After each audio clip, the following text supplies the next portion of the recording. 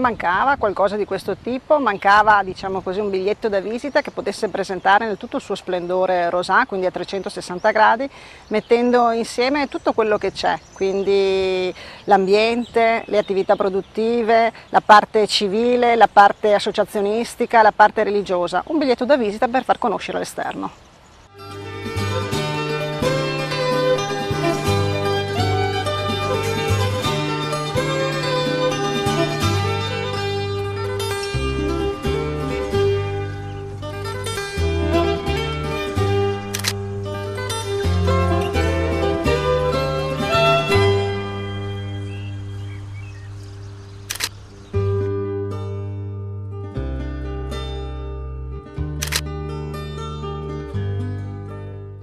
Abbiamo deciso di scegliere un personaggio del territorio, quindi una persona che conosce il territorio, e chi meglio di Cesare Giolimetto, che sappiamo insomma conosce in lungo e largo questo territorio, quindi può anche capire i segreti, i meandri più nascosti, può cogliere anche quelle particolarità che a volte all'occhio normale non vengono colte, e quindi sicuramente la scelta è legata proprio perché è una persona che conosce a fondo il proprio territorio e che lo vuole interpretare a modo suo.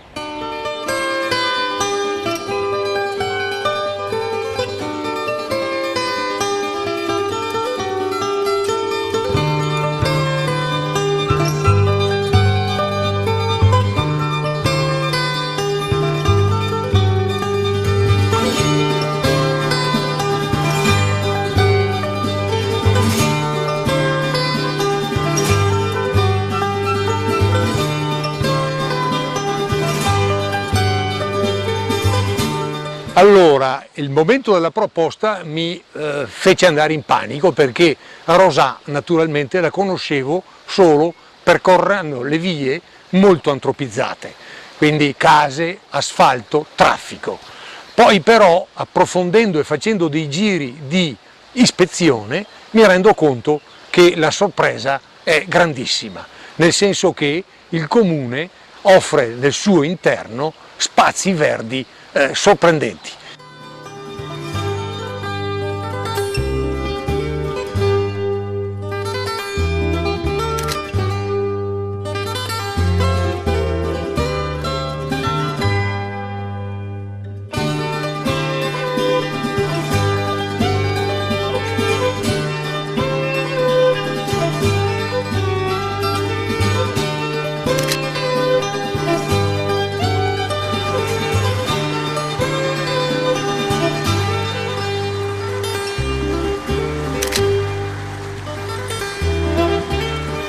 Adesso qui dobbiamo cercare un'inquadratura valida per questo stupendo capolavoro di architettura del Seicento, Villa Dolphin Bouldoux, e naturalmente per tutti i soggetti l'inquadratura giusta non è mai automatica, ma richiede un bel girare su se stessi in modo da trovarne la situazione più valida anche per la luce.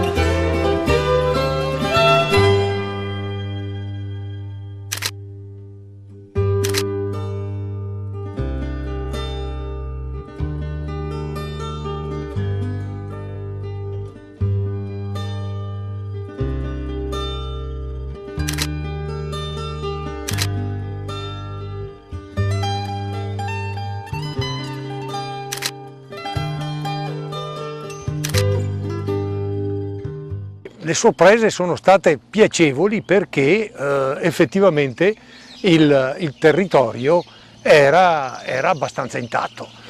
Il problema però si poneva di fronte alla piattezza di questo territorio. Siamo in piena pianura padana e quindi trovare le inquadrature è stata una ricerca piuttosto complicata. Il fotografo quindi deve preoccuparsi di trovare soprattutto la luce, e allora girare in continuazione, ma non a mezzogiorno alle 3 del pomeriggio, ma all'alba, perché riesce a controllare abbastanza a lungo le luci nascenti. Naturalmente anche il tramonto offre molte possibilità, ma il tramonto è molto più frequentato, quindi con rumori e situazioni che possono disturbare il paesaggio.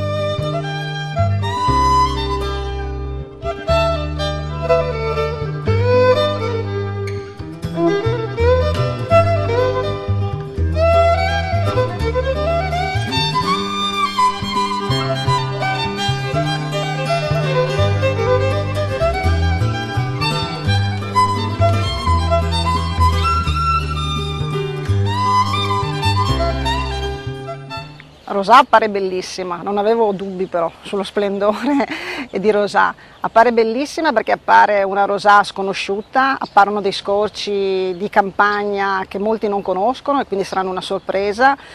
Quindi una Rosà completa in tutti i suoi settori.